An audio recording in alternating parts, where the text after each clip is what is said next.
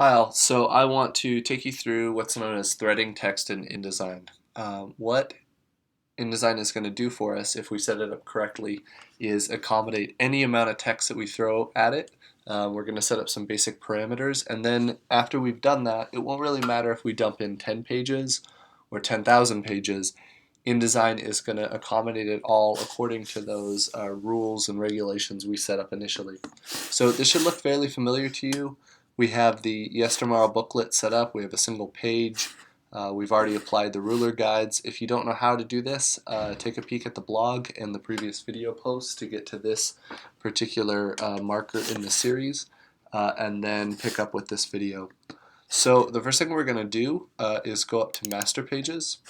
Here we have our master spread. What we want to do is set up the text according to Chichol's golden canon of page construction.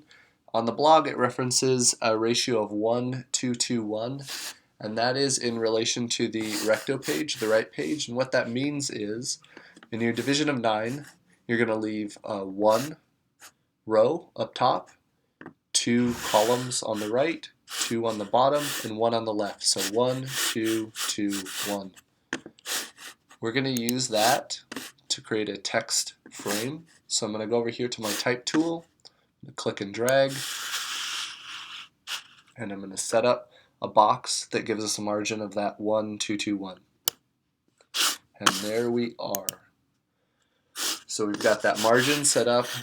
We want to mirror it over the center axes.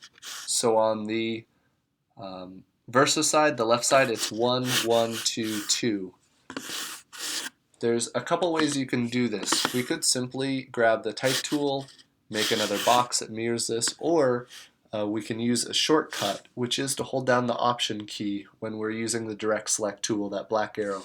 When I hold down the Option key, you'll notice that the cursor has a little ghost image of another cursor. What that means is whatever you click on, it's going to leave the original and make a copy. So I'm going to hold down the Option key, click, and drag over here. Now these two text frames are mirrored across that center axis. The one on the recto page is obscured because of the ruler guides. You can temporarily turn that off by hitting W. However, that's also going to hide your text frames as well, which does us no good. So what we want to do is turn those off. You can do that by going to View, Guides and Grids, Hide Guides. You'll also notice though that there's a shortcut, Command semicolon. That's going to be way easier, more direct than following all those drop-down menus. So anytime you want to toggle these off, it's simply Command semicolon. You can see that these two master page elements, these text frames, are mirrored. This is what they should look like ultimately. However, there's still a couple of steps to take. One is that we want to set up the text threading, which is kind of the whole purpose of this. What that means, what text threading means in practice, is that any extra text that doesn't fit in this particular text frame will automatically flow into another predefined text area. So we're going to do that. Right here is the outflow text box. We're going to click on that. That's normally, as you might remember, where that little red plus shows up for overset text. We don't have text in here yet, but it still functions the same. We're going to click on that. You can see the cursor change. And we're going to, anytime we move this cursor into another predefined text area, you'll get that little link icon. That means that we can link this box to that one, and that's exactly what we want to do.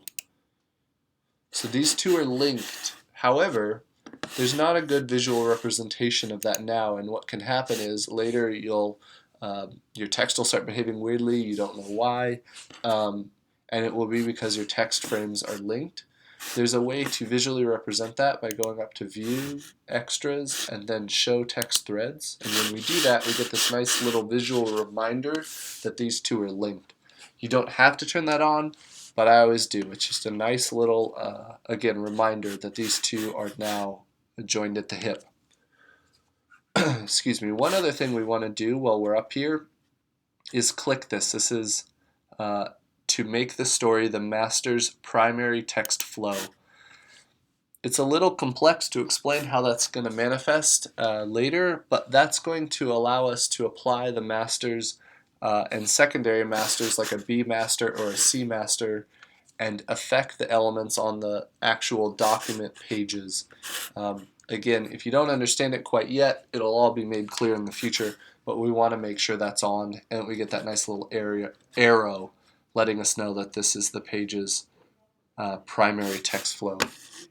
So now when we go down here, we have a single page and it is ready to drop some text in. We're going to go File, Place, or Command D, just like when we imported that publisher mark. We're going to select our text. You can drop in text from a Word document or a rich text file just as easily as you can an image. We're going to click Open, and you get the little preview right here. And even though we haven't unlocked this master page element, Indesign still knows that this is a live text area. We're going to click in there, and you'll notice that because we made that the primary text flow up here in the A master, Indesign did us a favor and put just as many pages, no more, no less, as we need to accommodate the text without any oversetting.